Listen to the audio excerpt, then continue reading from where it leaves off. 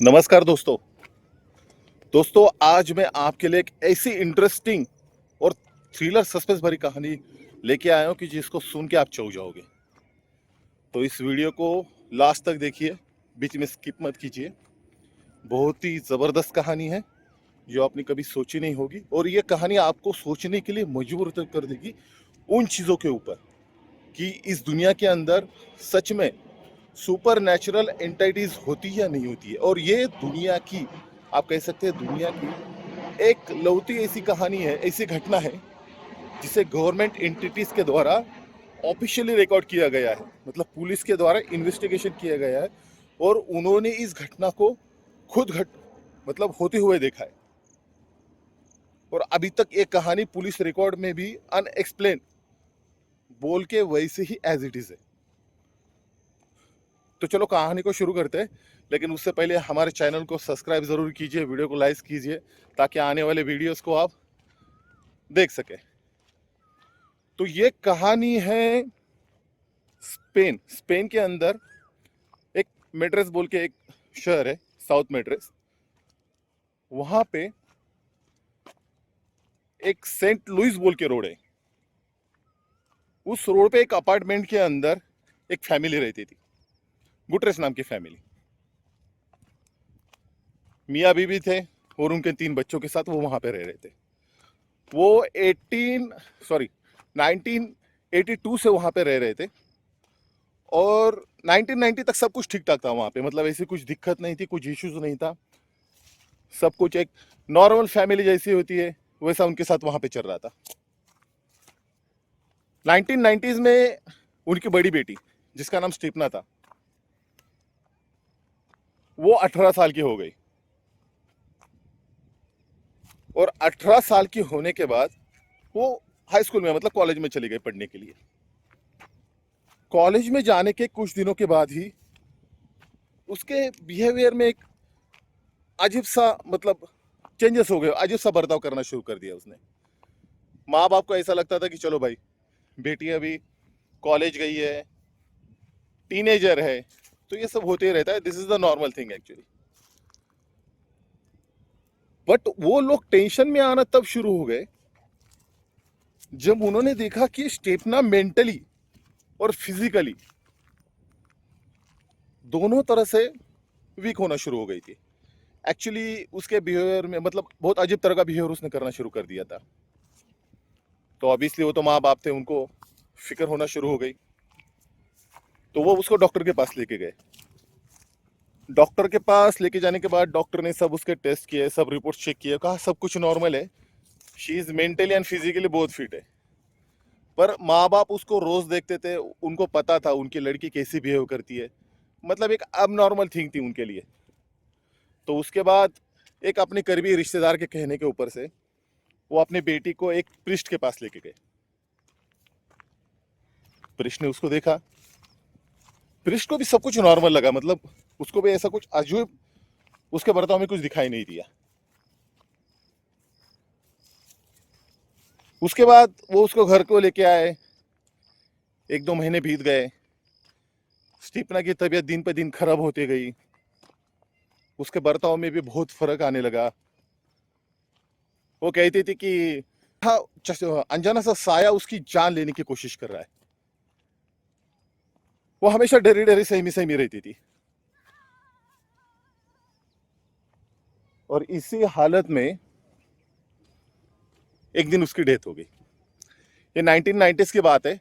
High school में जाने के करीब करीब एक 8 महीने बाद ही उसकी डेथ हो गई थी। माँ बाप बेचारे बहुत दुखी थे क्योंकि उनकी सबसे लाडली और सबसे बड़ी बेटी उनके बीच में से चली गई। उसको लेके गए, उसका जो कुछ अंतिम क्रिया जो रही थी वो सब किया उन्होंने, और उसको दफना के वो वापस अपने घर पे आ गए। तो माँ बाप ही होते हैं। वो घर पे आए, उन्होंने उसके बेडरूम को ठीक से सजाया धजाया और उसको लॉक करके वो लोग चले गए, मतलब अपने अपने रूम में चले गए। सेम उसी दिन रात को स्टेपनी के बेडरूम से अलग अलग सी आवाजें आनी शुरू हो गई। अब जब भी कोई ऐसी घटना फर्स्ट टाइम अपने साथ घटती है तो कोई आदमी इतना मतलब उसको कैजुअली लेता है, इतना सीरियसली नहीं लेता है। तो उन्होंने सोचा होगा कि घर के अंदर कोई बिल्ली बिल्ली होगी, वहां से रूम के पास से गई हो, कुछ गिर गिर गया होगा। लेकिन वही चीज दूसरे दिन भी, तीसरे दिन भी। और अजीब सी बात ये थी कि इस चीजों की इंटेंसिटी जो थी, मतलब आवाजें आना, किसी के होने का महसूस होना, ये दिन ब दिन बढ़ते जा रही थी। एक दिन स्टेपनी के बेडरूम से चीजों को इतने जोर से इधर उधर फेंकना और चिल्लाने की आवाजें आने लगी, तो उसके माँ बाप डर गए। डर के उन्होंने अपने पड़ोसियों को बुलाया वहां पे और उनको सब बताया ऐसा ऐसा है। अभी उनको पड़ोसियों ने कहा कि भाई ये आवाजें तो हमें भी सुनाई देती है, पर हमें लगा कि आप लोग ही मतलब कोई आपका बच्चा बिच्चा कुछ चलता होगा, इसलिए हमने इतना ध्यान नहीं दिया। तो आप टेंशन मत लो, हम कल जाके कुछ ना कुछ तो करेंगे। तो स्टेपनी के जो माता पिता थे वो घर के अंदर आए वहां पे, और उन्होंने ये ठान लिया कि हम जाके आप बेडरूम के अंदर देखेंगे, रात को ही देखेंगे, जो होगा वो देखा जाएगा कि असल में हो क्या रहा है। देखो दोस्तों, कितना खूबसूरत सूर्यास्त हो रहा है यहाँ पे। तो कहानी की तरफ मुड़ते हैं। तो उन्होंने वो बेडरूम को खोला और वो अंदर गए। अंदर जाने के बाद उन्होंने देखा कि सब चीजें तो अपनी अपनी जगह पे ही दिख रही थी, लेकिन स्टेपनी की जो फोटो थी वो नीचे गिरी हुई थी। तो माँ ने उस फोटो को उठाया और वापस जहां पे वो टंगी हुई थी वहां पे लगा दिया। लेकिन वो फिर फोटो फिर से अपने आप गिर गई। तो वो लोग थोड़ा सा डर गए। उसके बाद उसके पिताजी ने वो फोटो को उठाया और वहां पे रखने के लिए वो आगे बढ़े। लेकिन वो जैसे ही आगे बढ़े, उनको ऐसा लगा कि जैसे किसी ने उनके हाथ से वो फोटो खींच ली है और नीचे फेंक दी है। अब दोनों भी बहुत ज्यादा डर गए, क्योंकि मतलब वो एहसास, आप सोचो कि उस वक्त पे उस फैमिली की स्थिति क्या रही होगी। तो स्टिपनी के माँ ने देखा, उन्होंने फोटो की तरफ देखा कि अपने आप उस फोटो के अंदर आग लग गई है। और ये आग इधर उधर नहीं लगी, खाली जो स्टेपनी का जो चेहरा था उसके ऊपर ही वो आग लगी और उसका चेहरा जल गया। बाकी फोटो फोटो के अंदर की जो पूरी बॉडी थी उसकी सब एज इट इज था। ग्लास को भी कुछ नहीं हुआ, खाली उसका चेहरा जल गया। अभी तो उनकी सिट्टी बिटी गुली होगी दोनों की। और उन्होंने अपने बच्चों को उठाया और वो सब लोग उसी वक्त आधी रात को ही पुलिस स्टेशन चले गए। एक चीज मैं बताना भूल गया था, एक्चुअली मैं इसको थोड़ा सा पहले बताना चाहिए था। जब ये फैमिली के साथ ये सब चीजें हो रही थी, उस वक्त एक नन, जो फादर थे, मतलब जो उनका कॉन्वेंट टाइप स्कूल होता है वहां पे फॉरेंस में, तो उनकी टीचर थी, वो आई थी वहां पे। और उन्होंने उसके माता पिता से मिलके बताया था स्टेपनी के, कि उन्होंने देखा था कि स्टेपनी स्कूल के बैकयार्ड में, मतलब उसकी डेथ होने के 7 महीने पहले की बात है ये, स्कूल के बैकयार्ड में उसकी एक दोस्त थी जिसके बॉयफ्रेंड की हाल ही में डेथ हुई थी, और उसके वो हमेशा गम में रहती थी उसकी दोस्त। उसके साथ वहां पे औजा बोर्ड के टाइप के एक बोर्ड बना के जिसके ऊपर बोतल रख के किसी को बुलाने की कोशिश कर रही थी। लेकिन ये इन्हें सब करते हुए नन ने उसको देख लिया और उसने वहां पे आके उन दोनों को फटकारते हुए उस बोर्ड को फेंक दिया।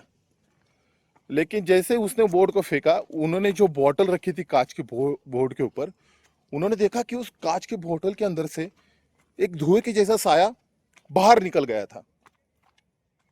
अभी नन तो डर गई थी, पर उसने ये चीज किसी को नहीं बताई उस वक्त पे। अब पुलिस तो पुलिस होती है, वो तो नॉर्मल चीजों में ही इतना ज्यादा ध्यान नहीं देती। अभी आत्मा वात्मा की चीजों के बारे में तो उन्होंने क्या रिस्पॉन्ड दिया होगा, ये तो सोचने वाली बात है। लेकिन वो फैमिली बहुत ही ज्यादा डरी हुई थी, और बहुत रिक्वेस्ट करने के बाद वहाँ के जो मतलब इंस्पेक्टर थे वहाँ के इन्वेस्टिगेटर, वो मान गए और वो फैमिली के साथ 4 कांस्टेबल को लेके वहाँ पे उनके घर पे आ गए। वहाँ पे आने के बाद जो उनके पड़ोसी थे वो लोग भी वहां पे आए। ये एक दूसरे ने नहीं, ये सब मतलब बहुत सारे लोगों ने सेम वक्त पे देखी हुई चीज है। ठीक है, उनके पड़ोसी भी वहां पे आ गए और उन्होंने सुना कि स्टेपनी के बेडरूम के अंदर से जोर जोर से आवाजें आने लगी है। जोर जोर से मतलब चीजों को इधर उधर कोई फेंक रहा है, कोई चिल्ला रहा है, कुछ ऐसा वैसा सब सुनाई दे रहा था वहां पे। अभी पुलिस तो नॉर्मली ऐसा भरोसा करती नहीं है, तो उन्होंने कहा कि आप चलो हमारे साथ वहां पे अंदर और हम देखते हैं। अभी वो माँ बाप तो इतने डरे हुए थे, वो बोले कि हम तो उस बेडरूम के अंदर आएंगे नहीं भाई, आप जाओ और देख के आओ।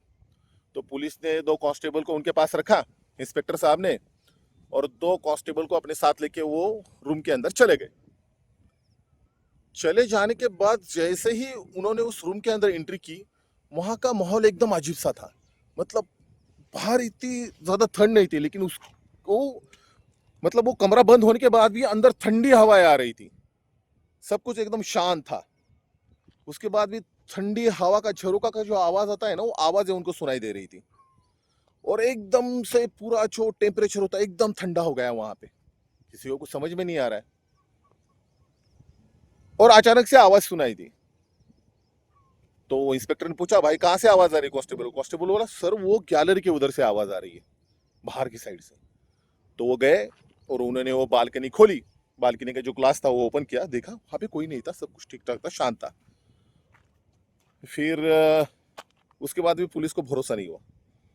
बोले यार कुछ दिखाई तो दे नहीं रहा है, खाली आवाज ही आ रही है, मतलब कुछ भी हो सकता है, समझो पब्लिसिटी स्टंट भी हो सकता है या कोई मजाक कर रहा है, ऐसा भी कुछ भी हो सकता है, कुछ भी हो सकता है।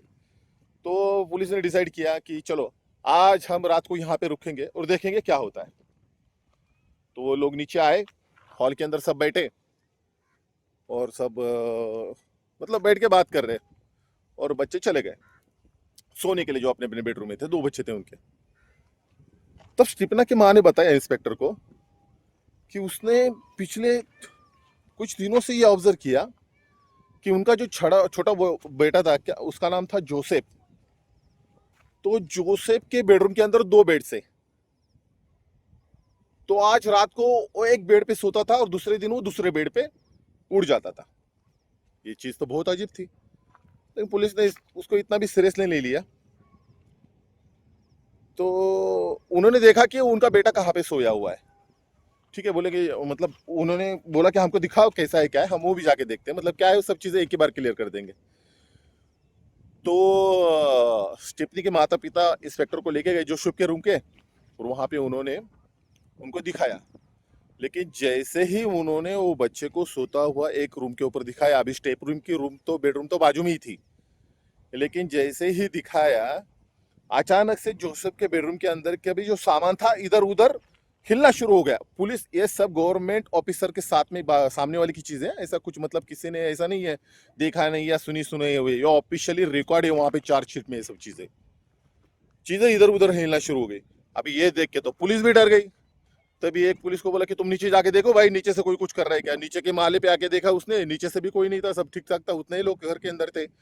फिर बाद में स्टेपनी के बेडरूम के अंदर से बहुत जोर जोर से दरवाजे आवाजें आना शुरू हो गई। फिर पुलिस सब लोग वहां पे दौड़ते दौड़ते वहां पे चले गए और उन्होंने देखा कि स्टेपनी की रूम के अंदर की जो ग्लास के डोर थे वो जोर जोर से हिल रहे थे, पूरा सामान इधर उधर हिल रहा था, और उसका फोटो का भी ऊपर से मतलब जमीन से उड़ के नीचे गिर के फूट गया। अभी ये सब देखे तो पुलिस की भी सिट्टी बिट्टी गुल हो गई। अभी पुलिस भी सोच में पड़ गई, अभी क्या करे। उसके बाद वो फैमिली ने रात में ही डिसीजन ले लिया कि भाई हम यहाँ पे रहेंगे नहीं, हम तो बच्चों के साथ जाने वाले हैं। और ऊपर से पुलिस ने भी उनको कह दिया कि ये जगह आपको रहने के लिए ठीक ठाक नहीं है, सुरक्षित नहीं है, आप भी यहाँ पे से शिफ्ट हो जाओ तुरंत। तो वो तो 1 मिनट भी वहां पे रुकने वाले नहीं थे। सुबह हो गई और उन्होंने अपना सामान बीमा सब उठाया और वो लोग वहां से चले गए। पुलिस ने वहां पे इन्वेस्टिगेशन की।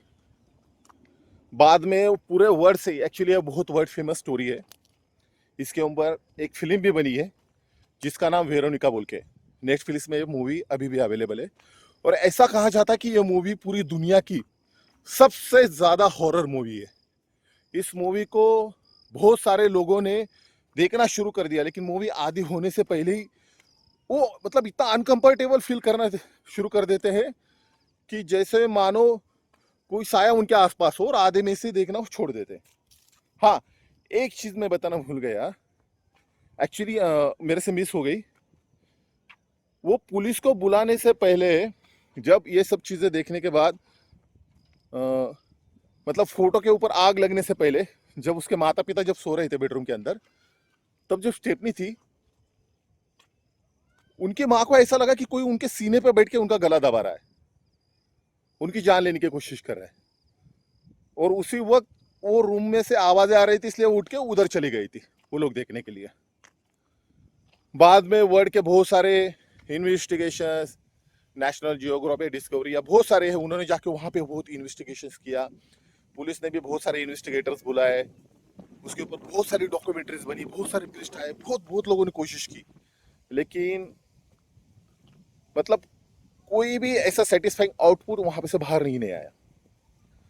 आज भी वो अपार्टमेंट वैसे ही वहां पे खड़ा है, बहुत ही पुरानी स्थिति में। और ऐसा कहा जाता है कि उसके आसपास से भी भटकने के लिए लोग डरते हैं।